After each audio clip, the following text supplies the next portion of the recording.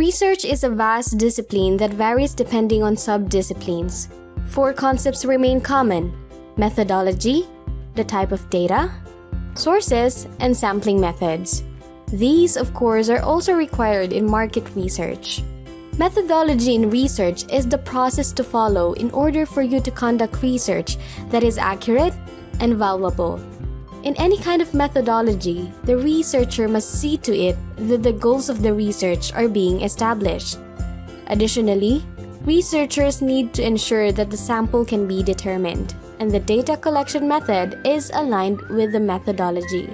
More importantly, the mode of analysis is appropriate, and conclusions are well formulated, as well as the actionable insights must be considered. However, how will you know the type of methodology to use? One must first start with the research problem or questions, as well as the hypothesis. In market research, issues are usually focused on businesses or brands, so it is not always easy to know how and what kind of data to collect. The research question should guide the entire process, meaning you are deciding on a methodology, collecting data, and interpreting them to answer these questions. Primary data is conducted when new data is gathered for a specific product or hypothesis. In essence, this is where knowledge already does not exist or is not available. Therefore, it needs to be collected directly from customers or businesses. Polls, focus groups, study committees, and neighborhood polls also can be used for primary market research. On the other hand, secondary data are the existing published data that may be used as your source of information. This is more cost-effective and probably time-saving than primary research because the information is already there. You can access secondary data on the internet. Nevertheless, the information would have been collected originally to solve problems other than the one at hand, so they may not be sufficiently detailed. Secondary research may help identify issues that need primary research to examine. Notice that secondary data analysis should always take precedence over primary data. Reviewing related literature and data will help you as a market researcher to set the context and parameters for your own primary research. The data, for example, can provide sufficient information to solve the problem or research question at hand, thus negating the need for further study. It can also provide more sources for your hypothesis that will be explored in primary research. This will also help you be informed about relevant sample sizes and the audience. Lastly, it can also be your basis for measuring the accuracy of your primary research. You can also try digital research.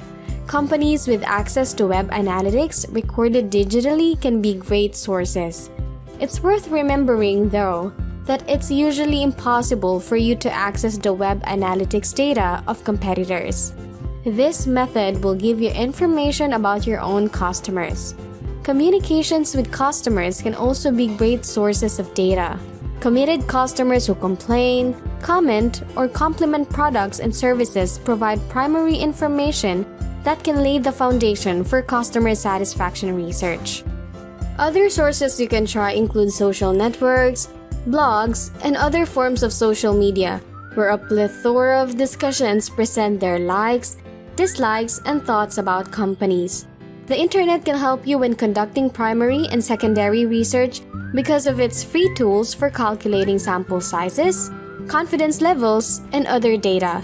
It is also a great channel to reach large numbers of respondents or subjects at a very affordable cost. To develop consumer sentiment, these data can and should be tracked and monitored. This sort of data is viewed as a secondary study. However, because of too much information that the internet can provide, it is safe to say that not every source is reliable or useful for your secondary research. It is daunting to find credible sources, but you can always try the advanced features of search engines. For instance, Google offers advanced search, Google Scholar, Google Book Search, and Google News Archives. Some publications are available online for free, while some should be paid for. As for research websites that feature analyst blogs for free, You can try econsultancy.com, experian.com/hitwise, pewinternet.org, nielsen.com, and worldwideworks.com. Your primary research includes gathering primary data that has not been collected in advance. So you can investigate a market and help develop the theories or research questions that needs to be addressed by further analysis. That may be qualitative or quantitative data. At this stage, qualitative data is generally collected. Digital research forums, for example, can be used to define unmet consumer needs and to brainstorm possible solutions. Qualitative is exploratory, and in market research, it is used to know what potential consumers think and feel about a given subject.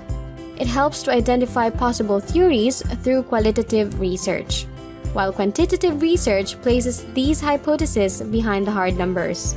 Quantitative research is based on numerical data to show conclusions that are statistically significant. You can gather both quantitative and qualitative data from the internet. You can use it to conduct large focus groups through discussion forums and others alike. Web analytics packages are not an important data source. Using data such as search terms, referral URLs, and internal search data can lead to qualitative information about the consumers visiting a website. Nonetheless, it contributes to quantitative research when data is observable and accurate, such as impressions and click-through rates. It should be noted that quantitative and qualitative data can either be primary or secondary data as well. Because qualitative data explores characteristics, a small number of respondents is enough to generate ideas. A large number of respondents, on the other hand, is needed for quantitative. Remember that sample sizes and methods are important in research. The sample is supposed to be representative of the general population you target.